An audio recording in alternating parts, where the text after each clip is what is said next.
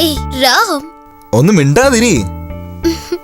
എനിക്ക് നാണാവുന്നു. ഞാൻ തന്നെ കെട്ടിക്കോളാം. അതിന് നിനക്ക് സാരി കെട്ടാൻ അറിയില്ലല്ലോ, അതുകൊണ്ട് ഞാൻ തന്നെ കെട്ടിവിടാം. രാം പ്ലീസ്. നീ എന്തിനാ ഓവറായിട്ട് നാണിക്കുന്നേ? ഞാനൊന്നും കണ്ടില്ലല്ലോ. നീ ഒന്ന് മിണ്ടാതിരിക്കും. നിന്നെ ഞാൻ കാത് വേദനിക്കുന്നു, വിട്. എങ്ങനെ കുസൃതി ഒന്നും കാണിക്കരുത്, മനസ്സിലായോ? മനസ്സിലായി.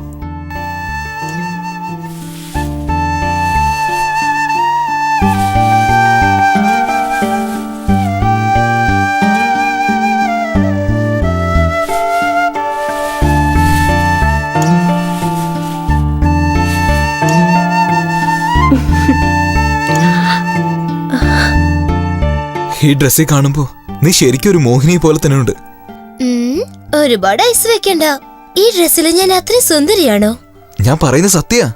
നിന്നെ ഇപ്പൊ കണ്ട സ്വർഗത്തിൽ നിന്ന് ഇറങ്ങി വന്ന ദേവതയെ പോലെ തന്നെ ഉണ്ട്. റിയലി.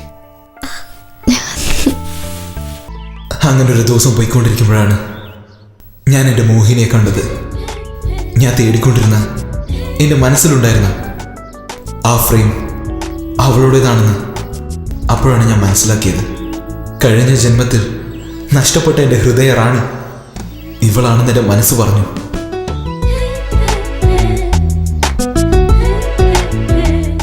ഞാൻ അവളുടെ അടുത്ത് പോയി.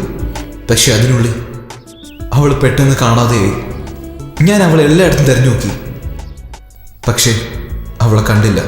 അവളെ കാണാതെ ഭക്ഷണം, വെള്ളം പോലും കുടിക്കാൻ പറ്റിയില്ല. അവളെ തിരിഞ്ഞ് പല സ്ഥലങ്ങളും ചുറ്റി. അങ്ങനെ ചുറ്റിക്കൊണ്ടിരിക്കുമ്പോഴാണ് അവളെ ഞാൻ എവിടെ കളഞ്ഞു അതേ സ്ഥലത്ത് തന്നെ കണ്ടു. പതുക്കെ അവൾ നടന്നുകൊണ്ടിരുന്ന ആ ഭംഗി യഥാർത്ഥ ഹംസം തോറ്റുപോകുന്ന രീതിയിലായിരുന്നു. അവൾ ഞാൻ പിന്നാലെ വരുന്ന മനസ്സിലാക്കി. അവൾ മുമ്പേ ഞാൻ വരുന്നതിന് വേണ്ടി കാത്തിരിക്കുകയായിരുന്നു. അതാ നോട്ടത്തിൽ എനിക്ക് മനസ്സിലായി. ആ ഒരു നിമിഷത്തിൽ ഈ ലോകം തന്നെ എൻ്റെ കാലടിയിലുള്ളതുപോലെ തോന്നി.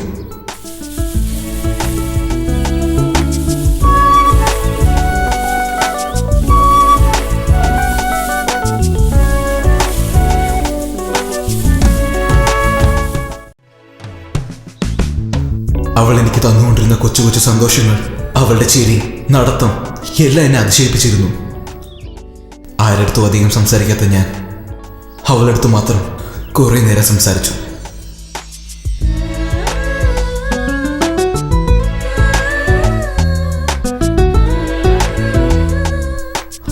അവളില്ലാതെ ഒരു നിമിഷം പോലും എനിക്ക് ജീവിക്കാനാവില്ല.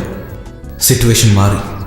ഓരോ ദിവസവും എനിക്ക് അവളോടുള്ള സ്നേഹം വർദ്ധിച്ചു. അതേപോലെ തന്നെ അവൾക്കും.